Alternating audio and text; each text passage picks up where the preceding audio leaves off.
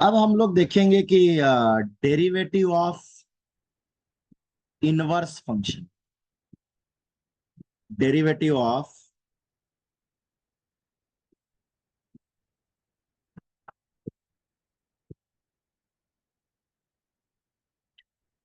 Inverse trigonometric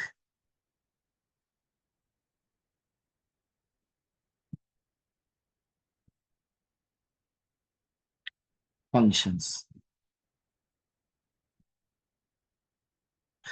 अब derivative of inverse trigonometric functions में बहुत सारे ऐसे फॉर्मूला हैं जिन्हें हम देखेंगे और उन्हीं का यूज है।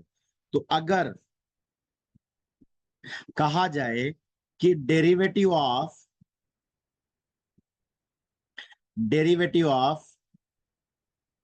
साइन इनवर्स एक्स क्या होगा, साइन इनवर्स एक्स का डेरिवेटिव क्या होगा, तो इसका जो वैल्यू आता है वो आता है √(1 - x²। फिर अगर इसी में डेरिवेटिव ऑफ, मान लो साइन इनवर्स ऑफ f(x) लिखा रहे, साइन इनवर्स ऑफ f(x), तो क्या करेंगे, 1/√(1 - f(x) का square into derivative of f(x) कर देंगे। तो साइन इनवर्स f(x) का जो डेरिवेटिव आया वो आया 1/√(1 - f(x) का square into derivative of f(x). अब हम करेंगे derivative of cos inverse x। Cos inverse x का जो डेरिवेटिव होता है वो होता है -1/√(1 - x²। और ऐसे ही अगर अगर अगर कहा जाए कि derivative of cos inverse f(x) का करना हो तो क्या होगा, इसका आएगा -1/√(1 - f(x) का square into derivative of f(x). अब derivative of tan inverse x कहा जाए तो ये होता है 1/1 + x²। और अगर derivative of tan inverse f(x) कहा जाए तो ये होगा 1/1 + f(x) का square into derivative of f(x). ऐसे ही अगर derivative of sec inverse x कहा जाए तो वो होगा 1/मॉड्यूलस ऑफ √(x²-1। तो अगर यहाँ पे डेरिवेटिव ऑफ, अब वो जो f(x) है ये सब है वो इसी तरीके से चलेगा जैसे पिछले वाले में चला, तो लिखने के बार बार बताने की जरूरत नहीं है। अब हम आगे चलेंगे कि derivative of cosec inverse x क्या होता है। Derivative of cosec inverse x क्या होगा, तो derivative of cosec inverse x होगा, derivative of cosec inverse x होगा -1/मॉड्यूलस ऑफ x √(x²-1। इसी तरीके से अगर derivative of cot inverse x बोला जाए, डेरिवेटिव ऑफ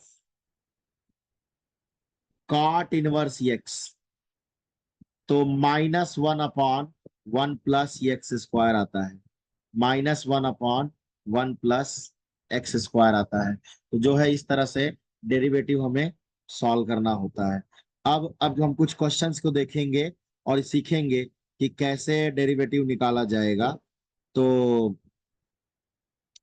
सबसे पहले जो मैं छोटा सा एग्जांपल लेना चाहूंगा ताकि हमें कंसेप्ट थोड़ा सा समझ में आए कि डेरिवेटिव ऑफ फाइंड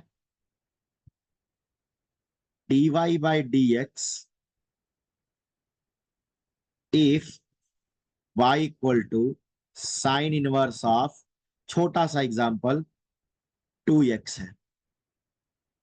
तो इसको डिफरेंशिएट करने के लिए हमें पहली बात तो साइन इनवर्स का डेरिवेटिव आना चाहिए। तो साइन इनवर्स का डेरिवेटिव तो हमने ऊपर देखा कि D by d x of sine inverse जो x होता है वो होता है 1 अपॉन 1 माइनस एक्स स्क्वायर। तो अगर derivative of sine inverse 2x होगा, यहाँ चेन रूल लग जाएगा, जैसे वो मैंने एफ एक्स का फॉर्मूला दिया था। तो पहले 1 अपॉन अंडर रूट ऑफ, देखो जहां पे x था वहां पे हमने अब है क्या डालना है, 1 माइनस 2x, 1 माइनस 2x का square derivative of 2x।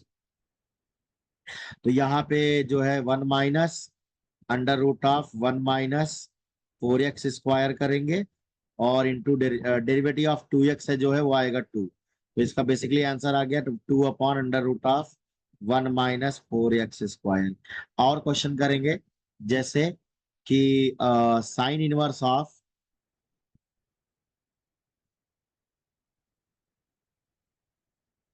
Find dy by dx if y equal to find dy by dx if y equal to tan inverse of x square plus 1। अगर इस क्वेश्चन को करना है तो हमें क्या करना होगा कि जो है y इक्वल टू दिया है tan inverse of x square plus 1। तो dy by dx equal to d by d x of tan inverse of x square plus 1। तो x square x tan inverse of x का क्या होता है, tan inverse of x का होता है 1 upon 1 plus x square. लेकिन tan inverse of F x का क्या होगा, tan inverse of F x का होगा 1 अपॉन 1 प्लस एफ एक्स का स्क्वायर। तो एफ एक्स क्या है, एक्स स्क्वायर प्लस 1। तो यहाँ आ जाएगा एक्स स्क्वायर प्लस 1 का होल स्क्वायर। अब डेरिवेटिव ऑफ एफ एक्स, तो एफ एक्स की जगह पे एक्स स्क्वायर प्लस 1। तो आगे सॉल्व करेंगे तो एक्स स्क्वायर का डेरिवेटिव होता है 2x और 1 का डेरिवेटिव होता है 0। तो 1 upon 2x upon 1 plus x square plus 1 का होल स्क्वायर। ये हमारी मर्जी है कि हम इसे एक्सपांड करें या ना करें, एक्सपांड करें या ना करें। और क्वेश्चन करेंगे। अब जो थोड़ा सा है, अब थोड़ा सा क्वेश्चन में ट्विस्टिंग है। क्वेश्चन में ट्विस्ट ये होगा कि यहाँ पे हमें थोड़ा सा सब्स्टिट्यूशन मेथड यूज करना पड़ेगा। यहाँ पे थोड़ा सा सब्स्टिट्यूशन मेथड यूज करना पड़ेगा। कैसा है कि ये y equal to sine inverse of 2x upon 1 plus x square.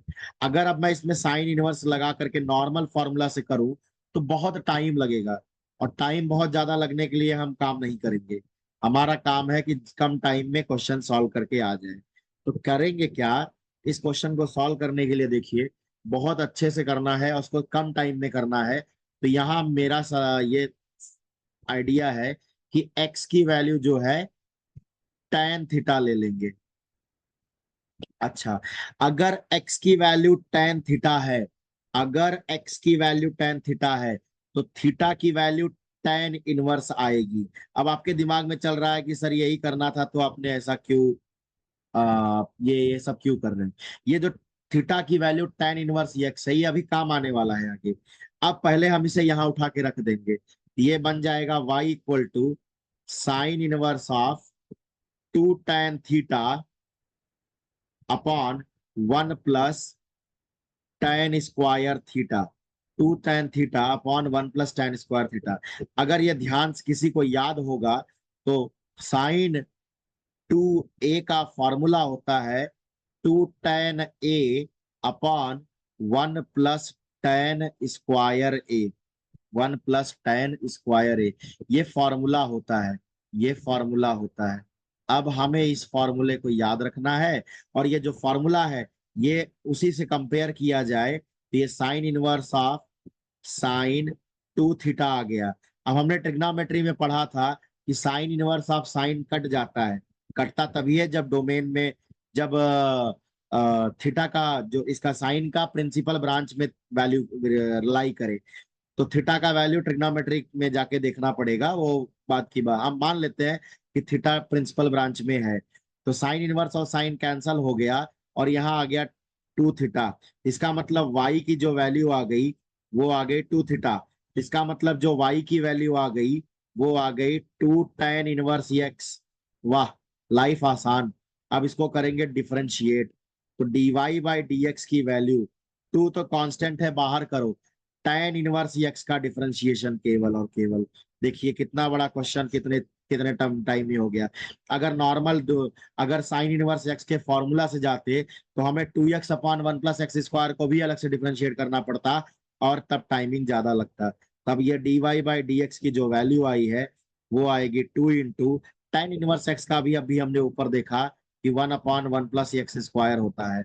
1/1 + x², सभी लोग फॉर्मूला लिख लेंगे और इसको अच्छे से याद करना जरूरी है। इसको याद करना जरूरी है। इसका जो आंसर आएगा वो आएगा 2/1 + x²। 2/1 + x²। इस तरह से इस क्वेश्चन को सॉल्व किया जाता है। एक क्वेश्चन और करेंगे ताकि हमारा डाउट क्लियर हो। एक क्वेश्चन और करेंगे। आगे क्वेश्चन हम ये करते हैं कि जो है y = tan 1/3x - x³ / 1 - 3x²। अब जो है इस क्वेश्चन को सॉल्व करने के लिए, हाँ, इसमें जो डोमेन, जो x की डोमेन दी गई है, x किस में बिलोंग करता है, तो -1/√3 से लेकर के 1/√3 में x जो है बिलोंग करता है। तो अब इसको सॉल्व करना बड़ा आसान है। अब पहले अगर नॉर्मल मेथड से जाएंगे तब तो वही है कि दिन रात वाला काम करना पड़ेगा, 4 घंटा में काम होगा। तो इससे अच्छा यहाँ पे x की वैल्यू जो है अब मैं रख लूंगा। मोस्टली हम tan थीटा ही रखते हैं। मोस्टली सब्स्टिट्यूशन में tan थीटा काम आता है क्योंकि tan थीटा बहुत यूनिवर्सल फॉर्मूला बनता है। तो अगर मैं x की वैल्यू tan थीटा रख दूं, ये आएगा y = tan 1/3 tan theta -tan³ theta upon 1 - 3 tan² theta. अच्छा, ये फॉर्मूला आप देखो। tan 3a का फॉर्मूला होता है 3 tan a -tan³ a upon 1 - 3 tan²a। ये जो है फॉर्मूला है tan 3a का। तो अब यहाँ पे वही फॉर्मूला दिख रहा है। तो ये tan 3 थीटा होगा। तो tan 1 tan कट जाएगा। अच्छा, कटने के लिए भी क्यों क्यों कट रहा है? क्योंकि x तो ऑलरेडी हमारा -1/√3 से 1/√3 है। तो कहने का मतलब माइनस जो है ये -π/6 से π/6 में बिलोंग करता है। अच्छा, अब यहाँ से थीटा की वैल्यू तो यहाँ से मिलेगी। थीटा की वैल्यू मिलेगी थीटा = tan 1x। इसका मतलब y का जो आंसर आया वो आया 3 tan 1x। अब dy/dx अगर हम यहाँ से करेंगे तो dy/dx बराबर 3 टाइम्स tan 1x का 1/1 + x²। तो देयरफॉर dy/dx इज 3/1 + x²। इस तरह से ये क्वेश्चन सॉल्व होगा।